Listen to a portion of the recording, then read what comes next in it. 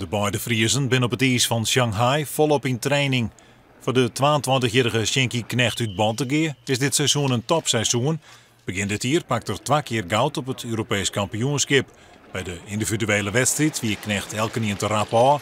En bij het onderdeel ploeghoudlassen die het Nederlands team oppermachtig. En dat schept verwachtings. Ja, het moet nog zeker gebeuren, dus ik hoop dat het allemaal op de goede plek valt en dat het allemaal goed komt hier.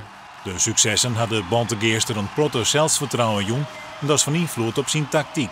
Ik durf nu een wedstrijd van voren aan te rijden en ja, dat resulteert en dat is gewoon mooi. Voor Daan Breusma van Oudeboon wordt het een spannend voor het kampioenschap, want de Nederlandse ploeg is in vorm.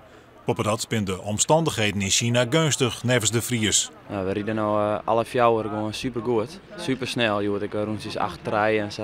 En dat is gewoon ja, echt super, super mooi. En nou ja, we hebben wel een zwiere latting, maar ja, als we gewoon alle 4 uur goed en scherp rijden, dan is het zeker mogelijk om de finale en leuke dingen te doen. De verwachtings van komend weekend binnen heeg en het plan is duidelijk. Ik denk dat wij die capaciteit nou zeker hebben en medaille is sowieso het doel nou eerst.